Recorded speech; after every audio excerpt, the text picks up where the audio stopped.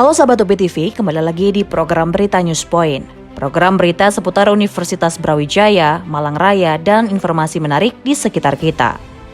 News Point Highlight akan menyajikan rangkuman berita sepekan yang telah dipilih oleh tim redaksi untuk menemani akhir pekan pemirsa UB TV. Selamat menyaksikan dan inilah News Point Highlight hari ini yang akan dimulai dengan berita. Warek 3 lepas pelari napak tilas UB.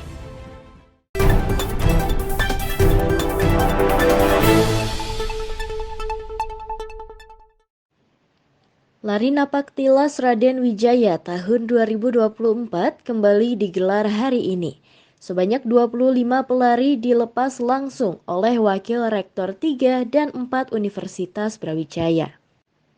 Para pelari ini akan menempuh jarak 70 km melalui Pacet, Tahura hingga ATP Cangar UB. Selanjutnya, mereka akan menuju UB pada tengah malam nanti melalui Kota Batu dan finish pada Jumat pagi di Samantakrida UB. Lari napak tilas ini merupakan rangkaian Disnatalis UB ke-61. 3, 2, 1, selamat berjuang para pelari kita. Selamat bertemu di Universitas Brawijaya.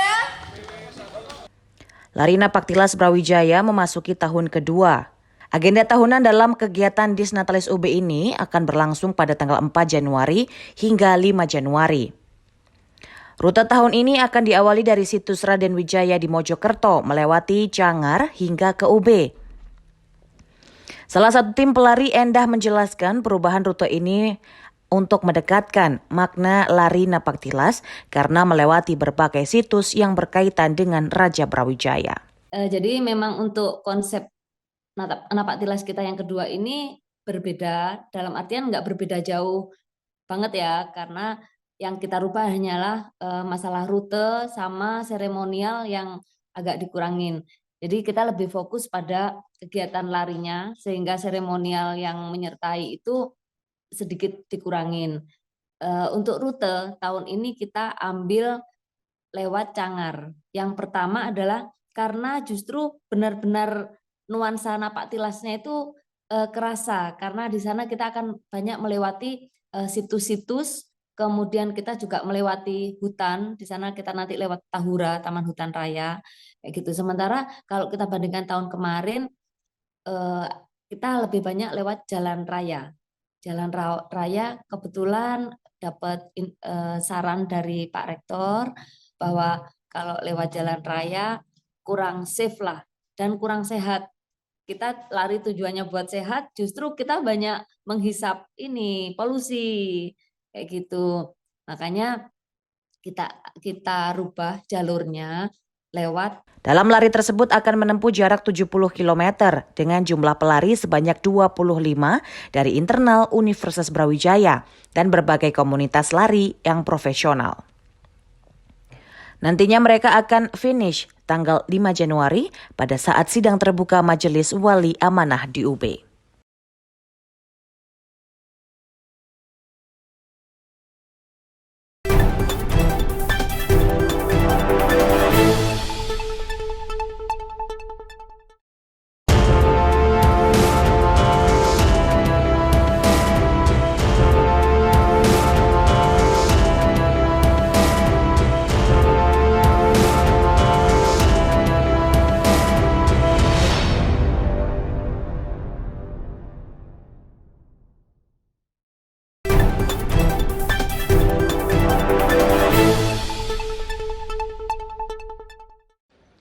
Dalam kunjungan kerja ke Korem 083 Baledika Jaya, Pangdam Brawijaya Mayor Jenderal TNI Rafael Granada Bay mengenalkan program TNI yaitu Prima.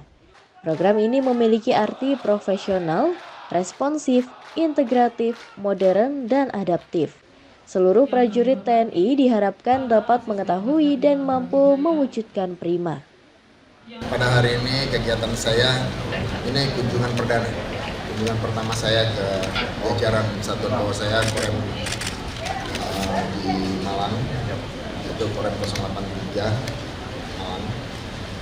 Tentunya kegiatan kunjungan saya ini pertama saya perkenalan dengan para prajurit saya, dengan para pemerintah daerah Kota Malang. Kemudian juga saya dalam rangka bersosialisasi juga, kemudian dalam rangka juga menyampaikan program-program, tentunya program-program dari satuan atas, yaitu di mana program dari Mabes Panglima TNI dan Kepala Staf Angkatan Darat. Salah satu adalah program Prima. Program Prima itu adalah profesional, responsif, integratif, kemudian modern, dan adaptif. Selain itu, Pangdam juga bersilaturahmi dengan pimpinan daerah Malang Raya sebagai mitra dan juga tokoh masyarakat untuk memperkuat jalinan sinergi yang sudah terbangun selama ini. Bencana alam yang terjadi akibat dari rusaknya lingkungan menjadi perhatian TNI Angkatan Darat untuk memperbaiki hal tersebut. Saat ini, pimpinan Angkatan Darat memiliki program untuk mencintai lingkungan melalui kegiatan konservasi dan reboisasi lingkungan. Untuk itu, Pangdam 5 Brawijaya, Mayor Jenderal TNI Rafael Granada Bay, mengajak prajurit Korem 083 untuk aktif mensukseskan program tersebut. Tentunya sebagai prajurit harus memiliki kemampuan-kemampuan ini dalam rangka membangun komunikasi dengan seluruh masyarakat di wilayahnya. Kemudian juga sesuai dengan program Bapak Kasat, yaitu jadilah sebagai prajurit TNI menyatu dengan alam. Jadi sebagai prajurit TNI AD yang menyatu dengan alam untuk NKRI, supaya mereka juga memahami bahwa semua daerah-daerah konservasi, daerah-daerah hijau harus dipelihara dan dirawat, dan daerah yang betul harus kita bersama-sama dengan masyarakat untuk melakukan penanaman kembali untuk mencegah iklim-iklim ke depan biar kembali lebih baik di negara kita ini. Melalui kegiatan ini diharapkan nantinya lingkungan yang rusak kembali hijau dan mencegah terjadinya berbagai bencana alam yang dapat merugikan masyarakat. Keterlibatan TNI dapat menjadi motor dengan sinergi bersama masyarakat. Tim Unital TV Timor Leste yang sedang melakukan pelatihan di UBTV mulai melakukan prakteknya. Salah satunya adalah praktek mengambil gambar luar ruangan. Tim diajak untuk berkunjung ke kawasan Kayu Tangan untuk mengambil gambar. Aldo mengaku hal ini sebagai hal baru yang dia alami, sehingga praktek tersebut sangat bermanfaat untuknya.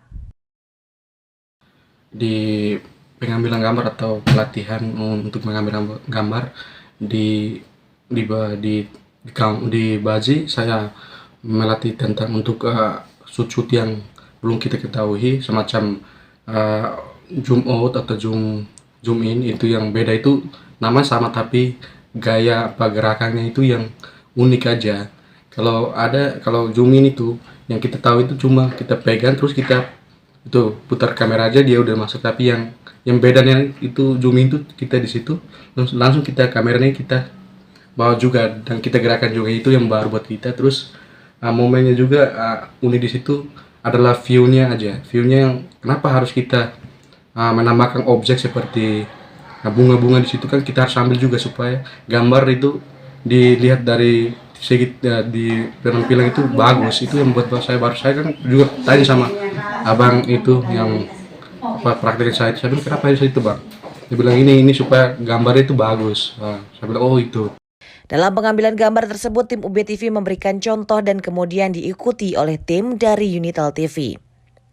Berbagai sudut Kayu Tangan menjadi objek pengambilan gambar sebagai bahan untuk membuat berita televisi.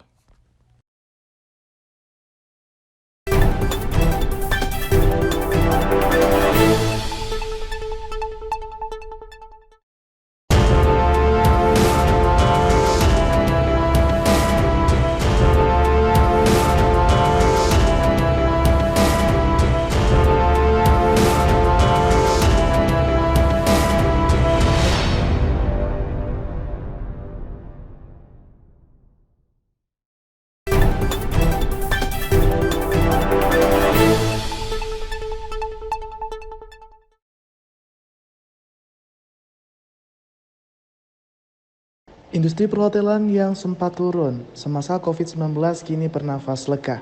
Sepanjang tahun 2023, industri perhotelan dan wisata di Malang tumbuh.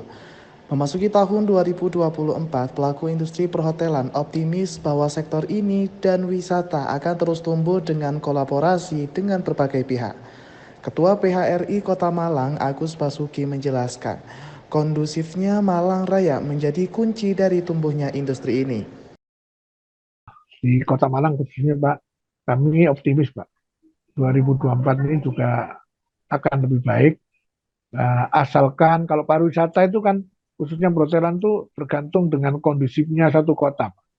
Kalau kota itu kondusif, aman, tenang dan promosinya jalan, kolaborasinya jalan. Saat ini kan perlu kolaborasi Pak, antar media, antar travel bureau, kemudian UTE, kemudian pemandu wisata dan sebagainya. Karena andalan kita kan wisata. Kalau kami dari pihak pengusaha yang sektor akomodasi itu mengatakan andalannya kan wisatawan. Kalau nggak ada wisatawan, tempat kita juga nggak dikunjungi oleh tamu gitu Pak ya. Jadi kami optimis Pak 2024, walaupun nanti 2024 ini ada hotel-hotel baru Pak yang kelasnya sampai bintang 5 lah. Kami optimis dan dengan kolaborasi yang bagus 2024 akan lebih baik daripada 2023. Agus juga optimis walaupun tahun 2024 merupakan tahun politik, hal ini tidak akan berdampak negatif kepada sektor hotel, resto, dan wisata. Justru ketiga sektor ini dapat menuai sentimen positif dari adanya kegiatan pada tahun politik. Bursa saham Indonesia ditutup pada level 7.272,79 pada akhir perdagangan 30 Desember 2023. Selama setahun, IHSG naik sebesar 6,16%. Hal ini menjadi bekal optimis bagi investor saham bahwa pasar modal tahun 2024 masih akan menjanjikan. Pengamat pasar modal UB Noval Adib mengatakan, IHSG masih diminati investor asing sehingga dirinya yakin tahun 2024 pasar modal Indonesia masih bagus. Kalau untuk menariknya, saya kira tetap menarik ya untuk berinvestasi di pasar modal Indonesia ya. Ini terbukti dari investor asing masih terus berdatangan begitu ya. Memang kadang-kadang mereka menarik uangnya ya kan, adanya net sale oleh investor asing, tapi kemudian nggak lama lagi kemudian kembali lagi. Ini salah satu indikator ya bahwa investasi di pasar modal Indonesia itu tetap menarik begitu ya. Nah, adapun untuk tahun depan ya memang ini ada tahun puncak dari tahun politik ya kan, yaitu adanya Pilpres ya kan. Nah, dan Pileg ya, tapi utamanya pada Pilpres itu. Jadi seperti itu. Nah, ini tentunya investor akan wait and see ya, paling nggak untuk triwulan pertama lah ya, karena Pilpresnya kan tahun bulan Februari begitu ya. Nah, itu nanti siapa yang akan menang, nah itu tentunya akan menentukan langkah-langkah investor ke depannya. Jadi begitu kan. Selain investor asing, pasar modal juga masih kedatangan puluhan perusahaan yang melakukan penjualan perdana saham yang diyakini akan menarik minat investor lokal maupun asing.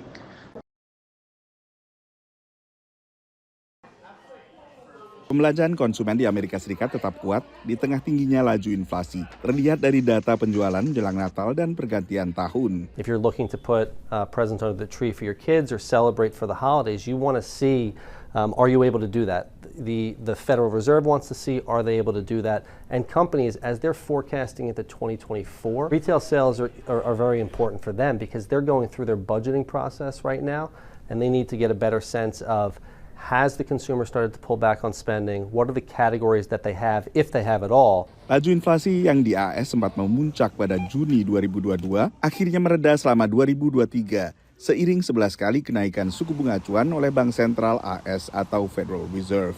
The conundrum for the Fed is that the economy is still roaring ahead. Third quarter GDP growth was 4.9%, revised upward now to 5.2% on an annualized basis. Nobody expected that, and it is counterintuitive that they've been raising rates so aggressively. That should be throwing cold water on things, and in fact, the economy is, if anything, accelerated. Terakhir kali The Fed menaikkan suku bunga acuan adalah pada pertemuan Juli 2023.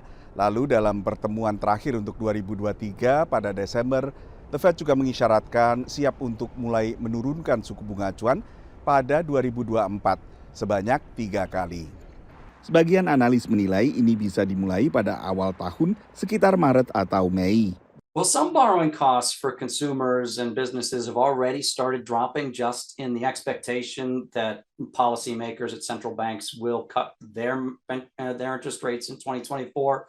Now, will they keep dropping at that rate? That's unlikely, but it's a pretty strong expectation that home loan costs, credit card costs, business loan costs are going to be lower in 2024 than they are right now. Meski demikian, sejumlah faktor non-ekonomi bisa mempengaruhi laju inflasi selanjutnya. This concern with inflation is a mask for a much broader set of concerns that really spill outside of the economy into the political realm, into the public debates going on over whether the war is how we should respond to the war in the Middle East, how we should respond to the war in Ukraine, how we should handle the China situation, and the political divisions in the country, and a very strange presidential election that seems to be looming. Dua calon terkuat dalam Pilpres AS 2024 adalah dua capres pada 2020 sebelumnya, Joe Biden dan Donald Trump,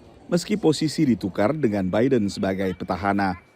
Dari Washington DC, Nova Purwadi dan tim VOA.